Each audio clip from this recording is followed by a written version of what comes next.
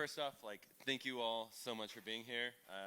I think we've all learned that doing a conference in Canada in the age of COVID is a lot harder than we expected and a lot harder to get here. So everyone who made it out here, thank you so much.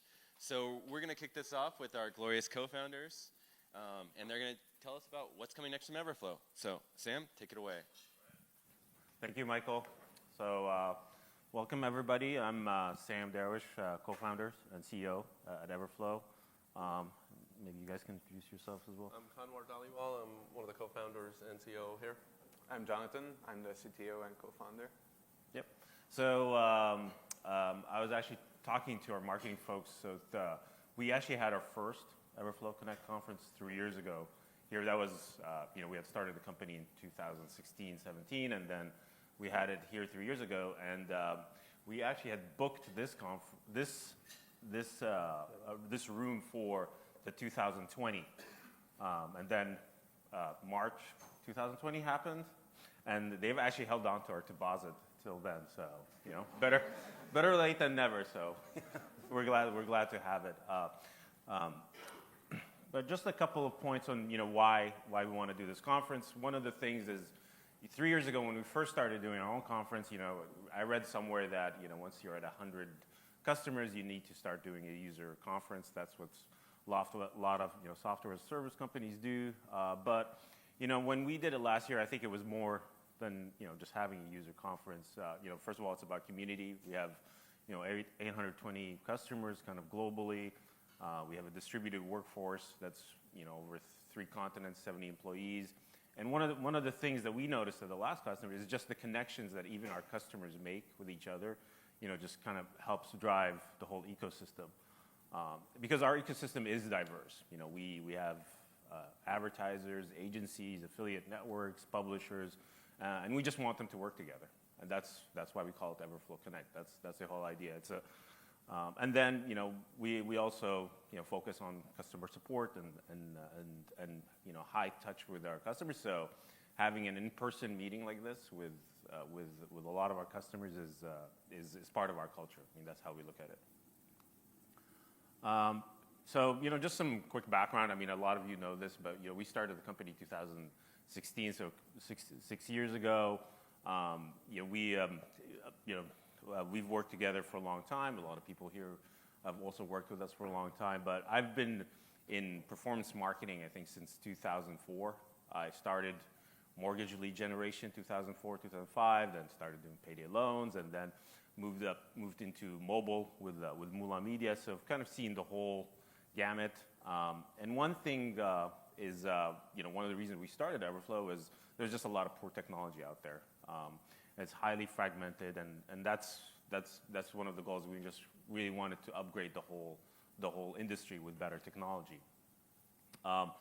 Performance data. I mean, one of the things that we run into all the time is a lot of marketers. They want to bring in all their performance data into one dashboard, into one channel, and that's another reason why we wanted to create this. The other thing is that a lot of the competing platforms was just, again, customer success was really lacking. A lot of complaints about poor support and so forth. And so also what we've seen over the last 3 years, which I wanted to share since the last Everflow Connect, is that we've also seen an explosion in other types of partners. I've been in the industry for a long time, and for a long time it was just traditional affiliates, right? But over the last 3 years, new types of partners, right? Influencers, mobile apps, business development partnerships. All of these things are just becoming more complicated, and you just need a better platform to manage it. The other thing that we started seeing also over the last 3 years, which we didn't really anticipate when we first started the business, is just the plethora of other SaaS tools that companies are using.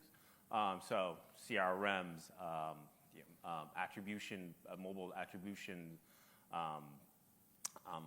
shopping carts. I think 3 years ago we didn't really even know what Shopify was, and BigCommerce, and all these things kind of exploded on the market. And one thing for your affiliate or tracking platform, it's got to integrate with all these platforms, and that's key. So that's why we focus on the API, and that's super important for us.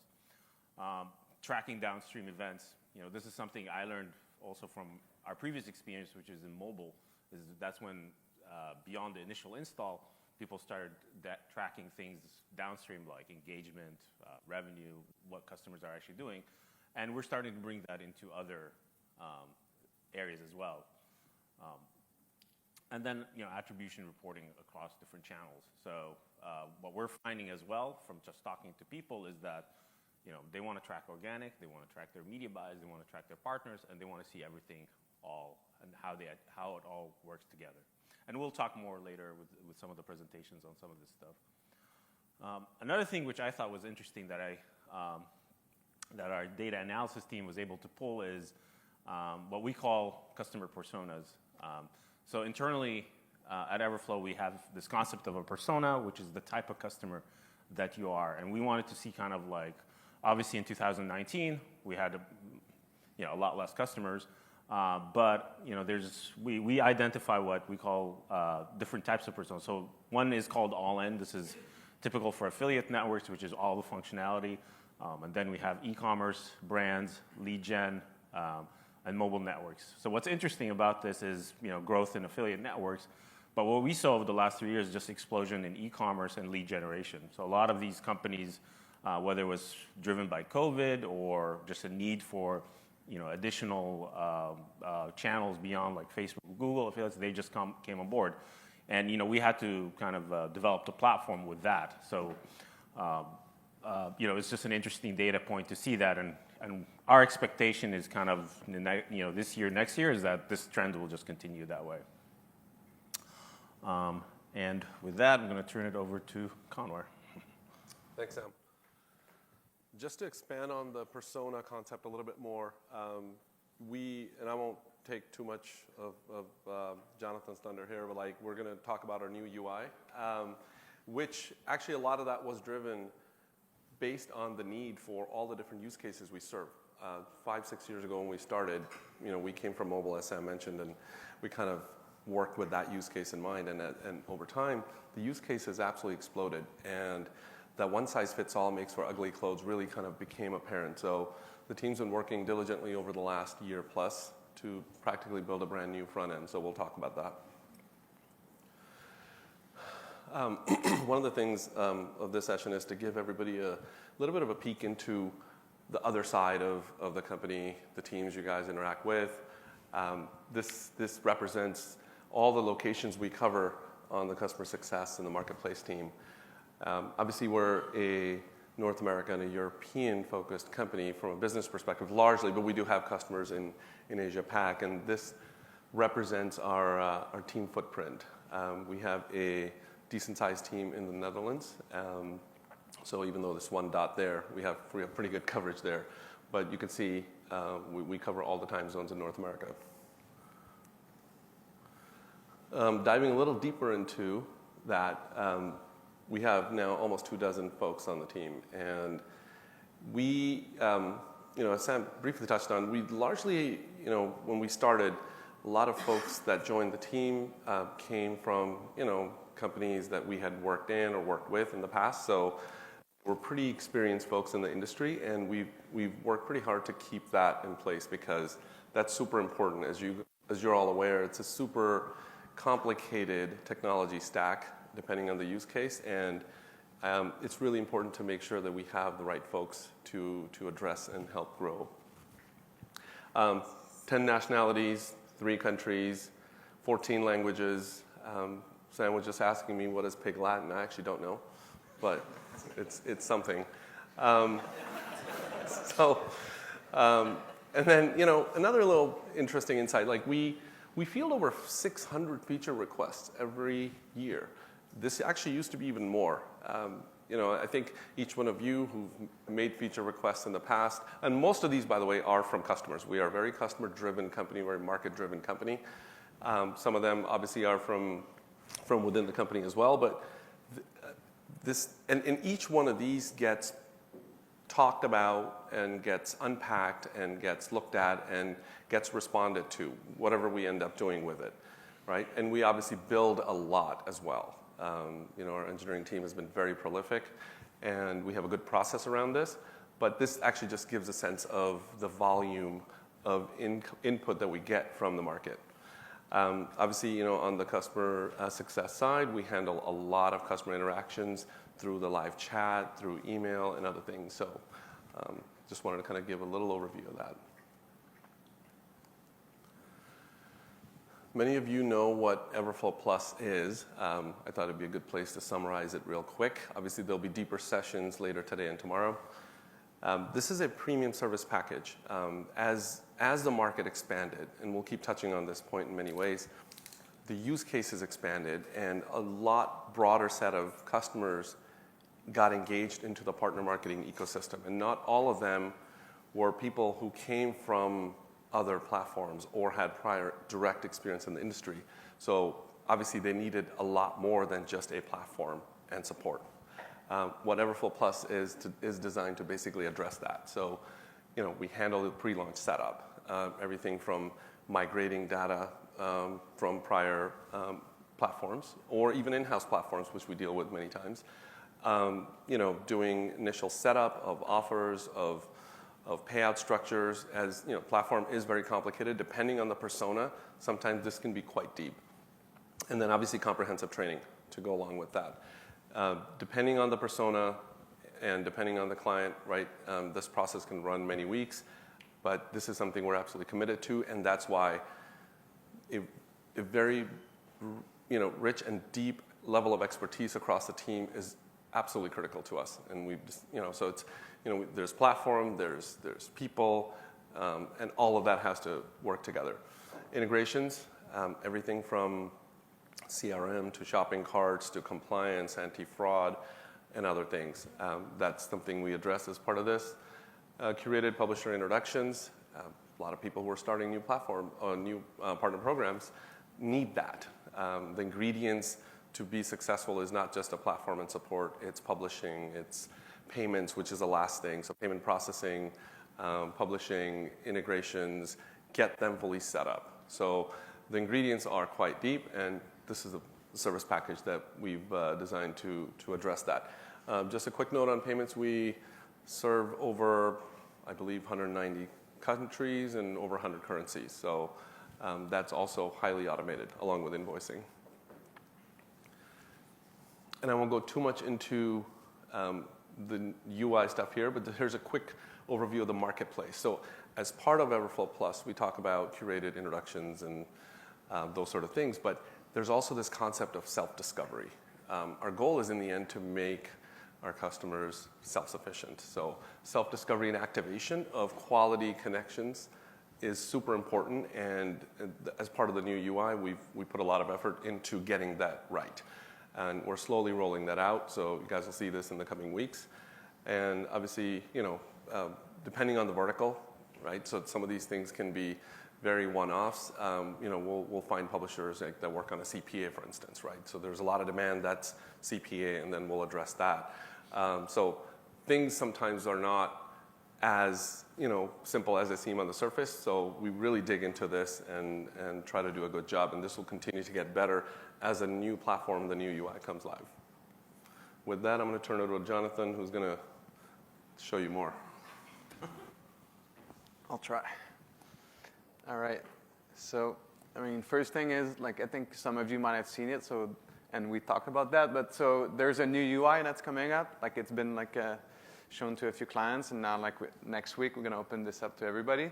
So that's a beta, so we welcome all the feedback, good and bad, and we'll work with that. So, and you might be asking why actually we built a new UI. So not that it looked like that in the back end, but it's no, it's just natural evolution, right? That's the way we do things at Everflow. We just never stop innovating, and so we just felt okay, if we want to get to the next level, we need to have the tools and the UI to actually get there. So, right. So what is the revamp? So the revamp is, like I said, a better user experience. And as Kanwar said, really the features, and this is really customer driven. It's not us that said, okay, all right, we'll do it that way, we'll do it this way. So we have a great team, UX and design that just work with customers. And also over the time, like we build features that are good and some that are pretty bad. So we're trying to remove them slowly from the UI and not like they were a good idea back then, but nobody's using them, so we want to remove that.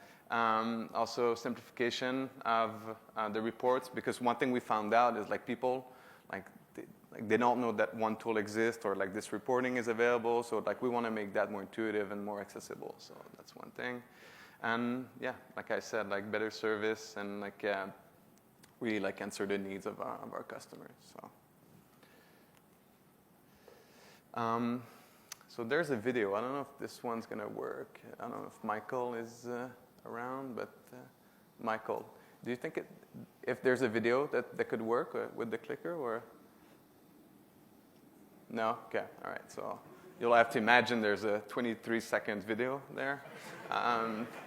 So one feedback we got is sometimes the features are pretty deep. So you want to grab a tracking link. Well, you need to go in a few places to grab that tracking link. So what we did is now you can customize the navigation and just say, okay, I'm going to pin this, pin that, and move stuff around. So you build your own navigation bar. So that's one thing we did. I hope you can imagine that. Another thing we did is under all the managed sections, we call that offers, affiliates. So the 3 dots you see, so people had to scroll all the way right to see that. So little things like that, like filters, it's way more intuitive also.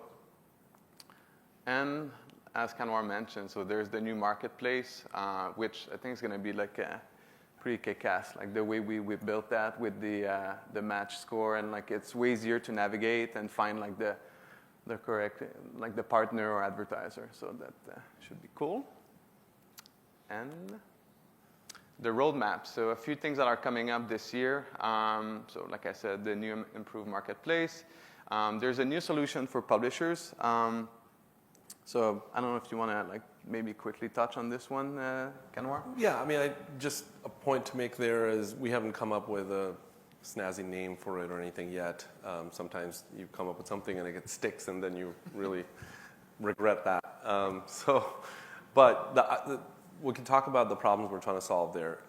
We have a lot of, well, not we, but our clients have a lot of publishers that work with many clients, and then they end up having to log into lots of different UIs, different URLs, authentication details, et cetera. So we really wanted to simplify things from that perspective, so they can basically have a one-stop place to kind of have a universal view into their engagement with the platform.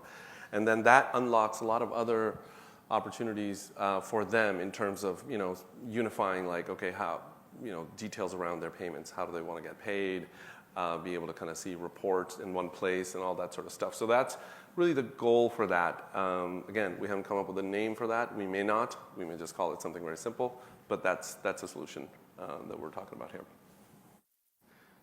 And we know that integrations are key, and we look at the successful customers, everybody, we need to continue innovating with integration. So we have Google coming up very soon, and Facebook, TikTok, we get a lot of usage with those. So that's one thing we'll continue.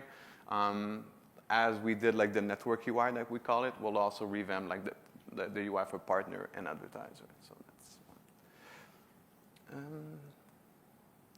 We now have a dedicated cluster in Europe for our European clients. So this is very important with GDPR, and it's just the data is there. There is no data coming to US. So it's very specific for their use case, more translation for partners.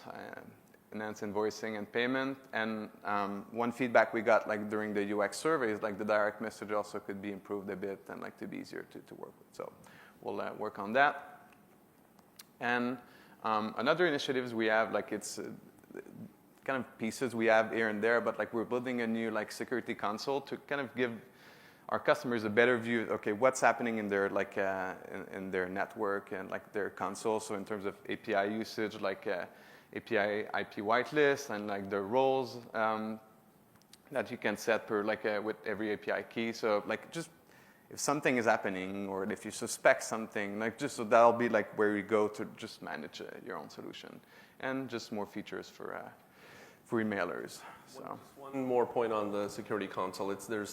The idea behind this isn't that there's a security issue. It's just that as customer base is very broad. Some of them are large teams with lots of different roles. It's to let them have a clean way to sanitize their access control and their usage and the credentials, how they need to be shared, et cetera. So it's really to simplify all the different things so that people can do what they do much more easily and eliminate a lot of the kind of sanitation related security problems. So that's it.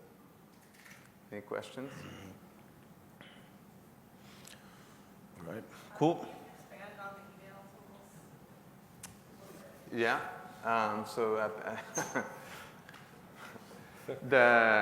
So adding creatives is, I know it's a bit of a pain, like the HTML creative. So that's one thing we want to revamp for sure.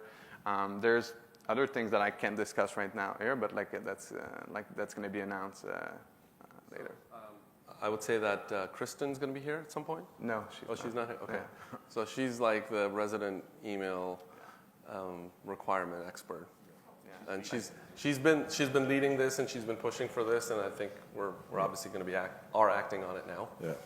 Maybe another one is encryption for tracking links, because one thing we learned. Thinking because of the Yahoo delivery channel. Exactly, yeah. Oh, sorry. We also have a couple of big emailers that are online, and they're going to be driving. This was overdue for quite some time. It had been sitting there, and I think we're actually acting on it now. Yeah. Hello. In the marketplace, we will have any kind of connection with DSPs through programmatic or no? So can you expand upon that question, like in the sense? The same sense that you have connections with Google, Facebook, and TikTok, and can you have some kind of connection with DV360 and Blais Smart Ads? There's no reason we can't add those things.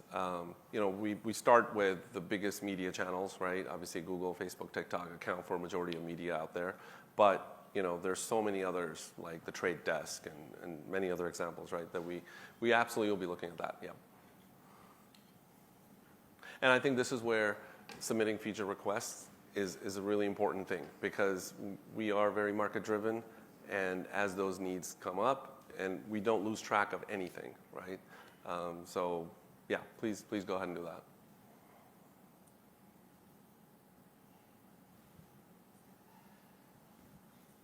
Okay, excellent. Well, thank you, everyone. All right, thank you. Oh, great.